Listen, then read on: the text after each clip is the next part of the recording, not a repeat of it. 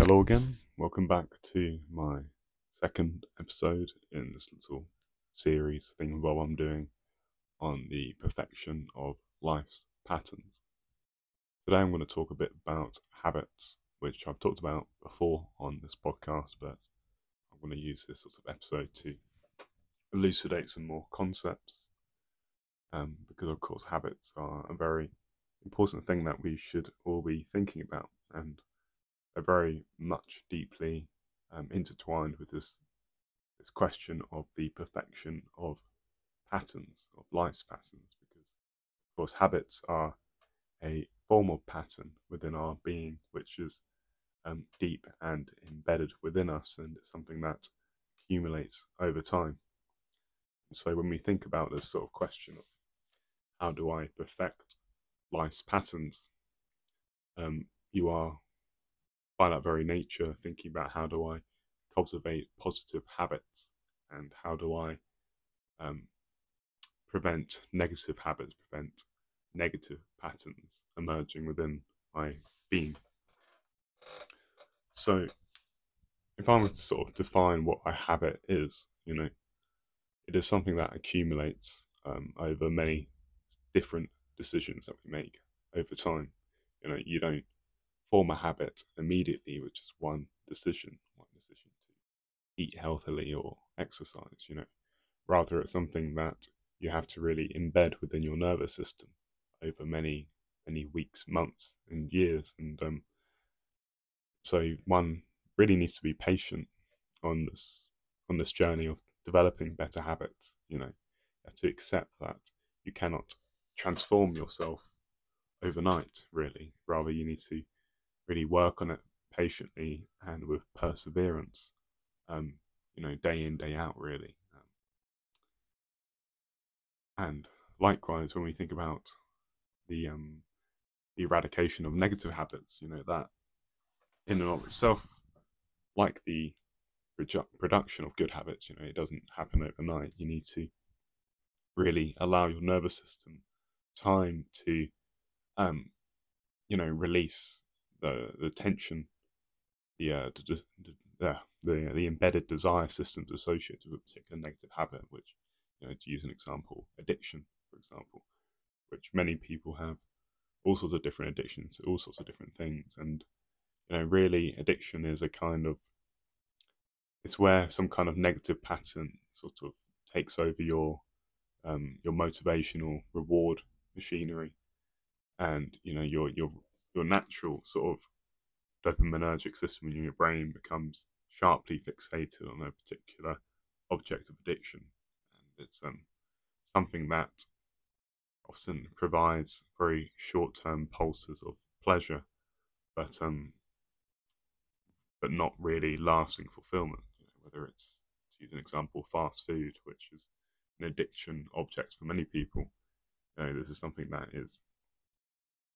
you eat. It sort of tickles your deep ancestral taste buds, which have evolved for high fat, high sugary foods. But of course, when you're eating a fast food object, it's not a nutrient rich food, it's not nourishing you, it's really just providing a sort of fleeting sense of, this is nice, but then of course it's not really good for your metabolic system.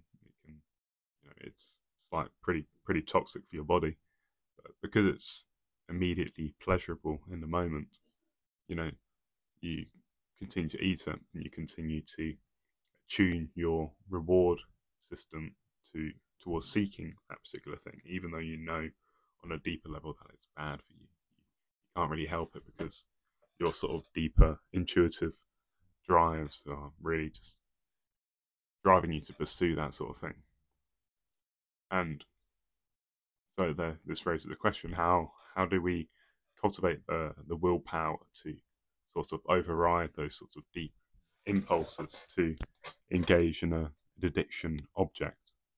And that's very much a thing that will utilize the sort of the higher order modes of our cognition, the more prefrontal cognitions of inhibiting stuff, of pushing the brakes on our behavior.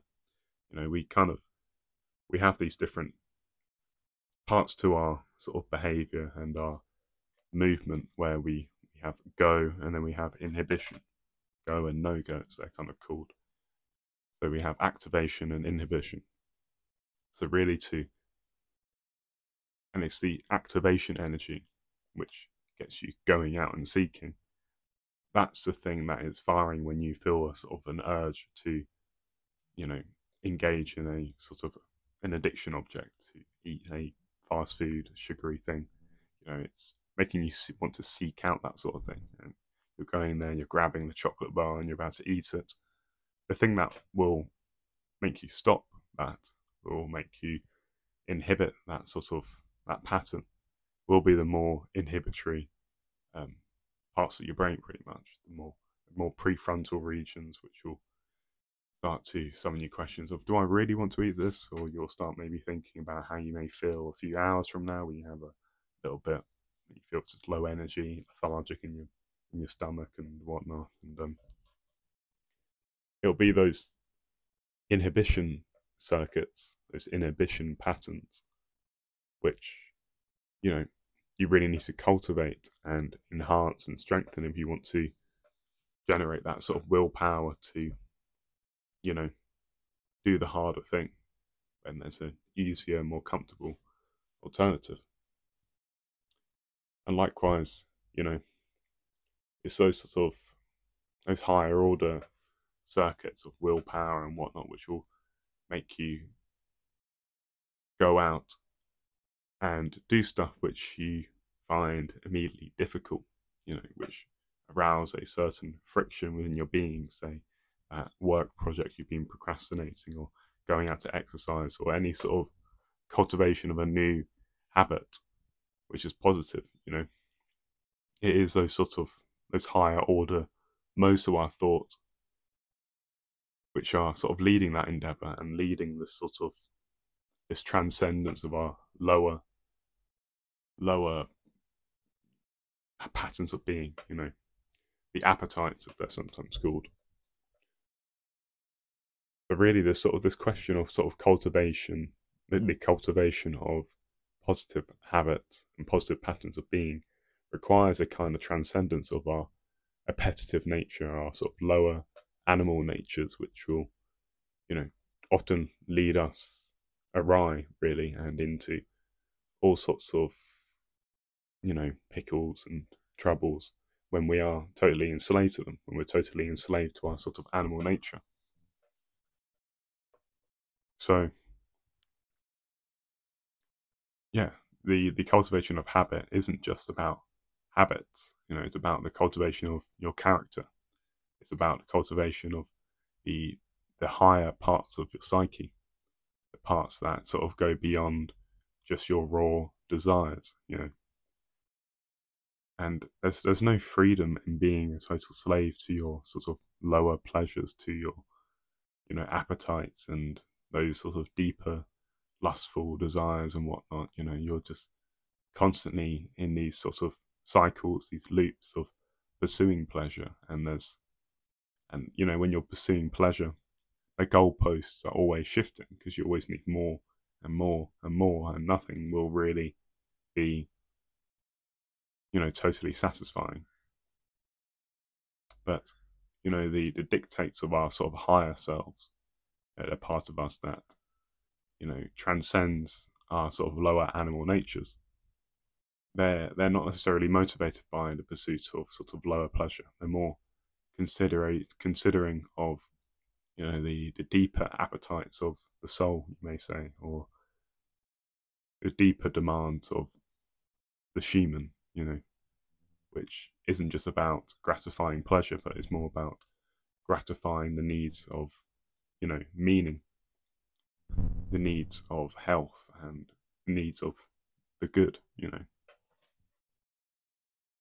And when we are just sort of pursuing and doing the easy, comfortable, pleasurable thing, we're not in alignment with those sort of higher aspects of the psyche. And consequently, you know, you'll notice that when you are stuck in a rut of, you know, giving in to lower pleasures, you don't really feel satisfied. It just, you create these cycles of dissatisfaction. which just continue to loop and spiral you deeper and deeper. And you know, we all have this aspect to us, this appetitive nature, because we're all in this human condition. But I think we should seriously consider like how these sort of lower aspects of the self integrate with the higher aspects of the self. And we should try to bring our sort of appetites, our desires into alignment with those higher demands that we have. And this isn't something that happens overnight. It's something, the cultivation of character is it's a lifelong endeavor, really. But you'll find that as you generate and cultivate and nourish that sort of that willpower, that ability to not be caught up within desire, to detach yourself and to center yourself within, the wants, not of your animal part, but of your deeper human, spiritual, and higher part. And you center your engagement in the world in that state, you'll find that over time, the pull of your lower desires, the pull that wants to take you into these sort of negative habits, these negative patterns, that pull will slowly weaken. But it only weakens over time. When we continue to give into it, you strengthen it, and the pull will develop as a result of that. And your desires will be more and more compelling. So really, it's like you should think about how every moment of experience, every moment that a sort of an urge arises, you have the choice between giving into that urge, or you have the choice to step back, allow the urge to arise, to move. And if you sit with it, you'll find that eventually it will dissipate, because everything flows. Our mental lives are these flowing and streaming and fluxing kind of things,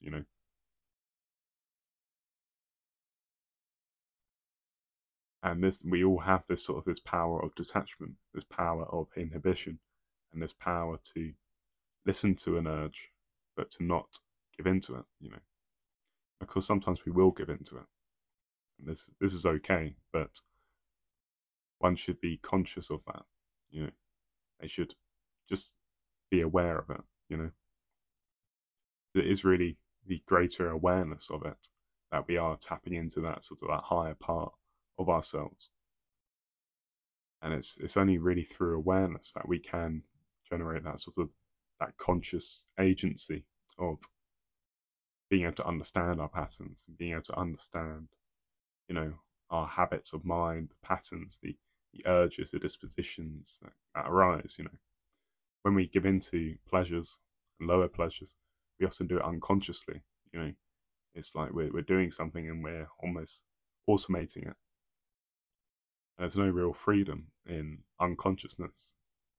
But when we first make that movement towards making the unconscious conscious, that is when we can, use our higher order aspects of cognition to understand a pattern, to evaluate it, understand its nature, why it arises, what is it serving, and does it serve me, With consciousness, you can then eventually change it. You can eventually help to dissipate and dissolve a negative pattern. Likewise, with consciousness, we can seek to understand, okay, what are the sort of patterns I want to implement into my life? How do I endeavor to do it? And how can I, plant and water that seed that will eventually grow over time? Because positive patterns, they grow over time, And over time, as you continue to water that seed by making the decision to do what you know yourself to ought to be doing, over time you'll embed that into your nervous system, so that doing that harder thing will eventually become easier. It will eventually become just a natural intuitive aspect of yourself. But yeah, I hope that's been interesting. I think I'll cut it off there. Like and subscribe. It's just been interesting, beneficial, and yeah, enjoy the rest of your day.